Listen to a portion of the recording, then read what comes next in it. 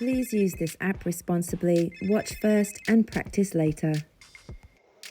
Forward Outside Mohawk, we're actually going to start, instead of over a circle and a curve, in a slightly straight line, because this Mohawk has a unique and different foot placement from the first Mohawk that we learned on inside edge.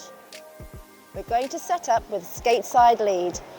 Right foot I've chosen, so my right shoulder is going to be following along with our slightly more open than usual L shape, a little bit more than we would do usually. As we glide in, foot placement for this one is going to be taking our toe and making it hide like it's shy, hide behind the heel of our standing foot. This is the really important foot placement, ready for when we're about to twist and exchange feet. Taking a closer look at the foot placement, as we're gliding along, we have to make sure that the free foot, as it comes to rest, is genuinely hiding just behind the line of the skating blade. Now, especially in figure skaters, I have ice dance blades on, which are specifically short, but for figure skaters in general, if I put my feet too close here, I would normally be stepping on the back of my blade.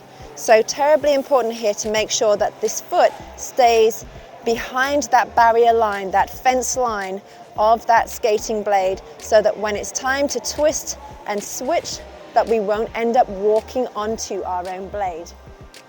The exit of this outside Mohawk has a new variation of our backwards glide. So we've glided before now with free leg in front and facing into our circle, but we haven't made the glide with facing out of our circle with our free leg in front yet. So let's take a moment to practice the exit shape that you're going to need to balance in. If we take a lemon or two, and then the free foot that's going to come off the ice is going to be, in this instance, my right leg. And I'm going to feel, again, quite narrow, so that I've got my leading side and my following side, keeping the legs as close as we can after the turn, so the thighs are quite close together, and this narrow line here, and if I turn around as if I'm looking where I'm going, this narrow line here, we have to make sure we keep that as true and narrow as possible. Let's take a moment to visually absorb this skill. So we're gliding in, placing the feet and rotating. Now we're going to watch again in super slow with those feet really zoomed in. Notice how the gliding foot, as we start to twist, it curves away, creating a cusp, an edge that rotates away to allow the new foot to take over the original direction of travel. And as we take a moment now to view from the back view, we should be able to see that even more. Our original direction and the new foot taking over that direction of travel. Again, super slow, we can see the foot coming in, placing safely behind, ready for the rotation, and then the exit of that original gliding foot safely away without connecting with our new skating foot.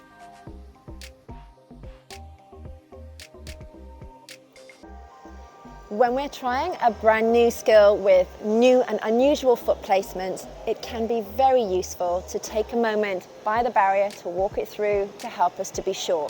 And this is one of the few times that the barrier is the perfect shape for learning to execute this turn. So, as we're preparing, right side is the one I've chosen to skate. I'm going to make sure I've got the matching side upstairs going ahead with me. I'm going to make my push and really check that I have got my foot placement well organized.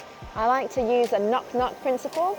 If you're not sure if it's in the right place, just give a little tap-tap with your feet against one another. You should be able to feel the vibrations of it being in the right spot. Behind, like directly behind, like the back end of your skating foot can work, but is not as safe.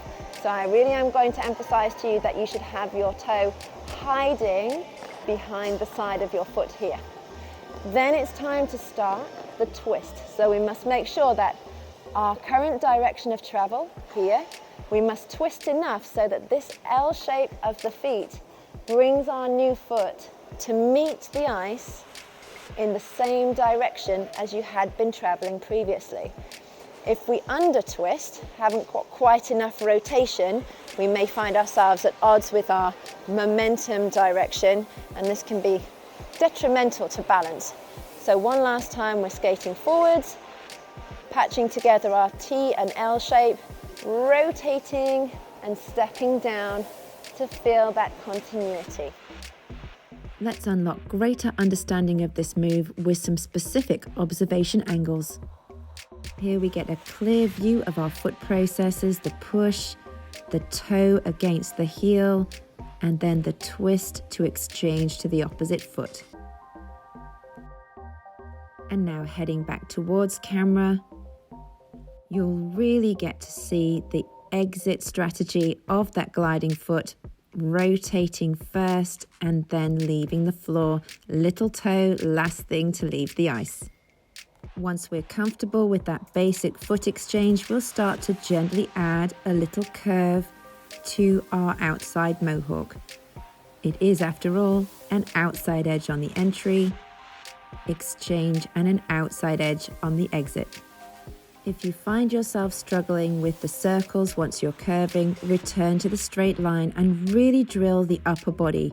The alignment of the upper body is so important, making sure we have the leading and following sides and a good clear agreement between the shoulder line and our skating direction. Skaters in ice hockey equipment, just like skaters in ice dance blades, will have less of a concern about stepping on their heel when they're making this turn. All of the technical points remain the same whether you're in figure or hockey skates.